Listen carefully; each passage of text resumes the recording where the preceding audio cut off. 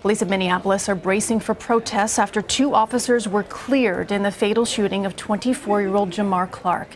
You're looking now at pictures from North Minneapolis, where several dozens of people have gathered to the spot where Clark was shot last November. The deadly shooting sparked weeks of protests, and Wednesday's decision reignited those emotions. The mayor and chief of police said they support demonstrators to express their feelings, but that they should remain peaceful. Clark was fatally shot on November 15th after getting into a scuffle with police. The Hennepin County attorney, Mike Freeman, said investigators concluded the officers acted in self-defense. Jericka Duncan is in Minneapolis.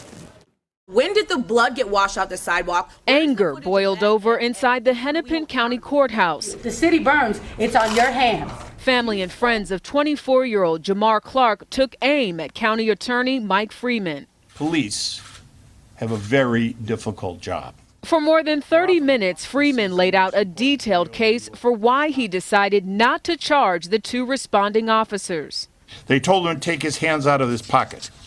He refused. Video released today from an ambulance shows Officer Mike Ringenberg grab Clark from behind. According to Freeman, Officer Dustin Schwartzy heard Ringenberg say, "He's got my gun." Schwartzy said he put the gun to the edge of Clark's mouth and said, "Let go or I'm going to shoot you," end quote.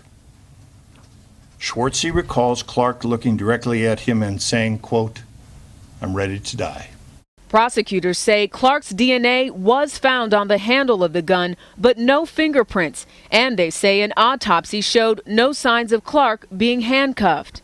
But several other witnesses say Clark was on the ground with his hands cuffed when he was shot in the head. Local NAACP President Nikema Levy-Pounds. There's a notion that they can kill us, that they can arrest us, that they can harass us, and they will not be held accountable. Jericka Duncan joins us now. Jericka, I'm just curious, how is the community reacting to this decision here this evening?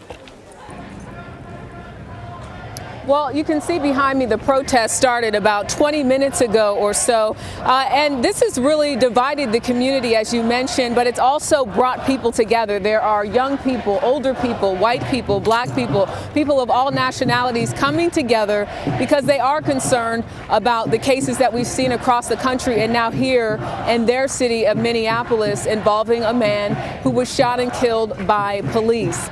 In the video that you saw in the piece, again, the concern, it seemed, for a lot of the folks who were in that press conference today when the county attorney announced that he would not press charges is that video we see of Mr. Clark apparently being taken down by police, not necessarily matching up exactly with what the attorney said regarding how he was restrained early on. So that was a sticking point for a lot of people on the Black Lives Matter, on the NAACP side. On the police side, though, the spokesman for the police union basically saying that he felt as though what the officers did was lawful and proper. So you definitely have division here, but then you have people like this who are saying they're going to continue to protest and they want to see changes within the police department. They want to have more community involvement and a better rapport, an overall better relationship with police and the communities that they are expected to protect and serve. Do you feel as though that people are satisfied that this was a transparent and thorough investigation? I think that's what County Attorney Michael Freeman was trying to do. I mean, he said in the beginning, excuse me, before he got started, that he was going to take this to a grand jury, but he decided to look at the case. He said he spent over 31 hours reading a lot of the documents, going over the evidence, the autopsy, the videos, to come to this conclusion as to whether or not these police officers were reasonable and how they responded in this situation. So I don't know if it's a matter of people necessarily feeling that the transparency helped. If anything, the transparency aspect of it and being able to see some of the video and kind of make some of their own conclusions still leaves a lot of people asking, you know, why did it have to get this far, when you consider that the county attorney, in his words, said that from the time the police approached Jamar Clark to the time that he was shot in the head was 61 seconds. It's transparency, but it also gives people more information and in some cases more ammunition to be upset about the choices and the decisions that the police made, as well as the county attorney today. And what about the 2 officers involved, Jericka? What happens next?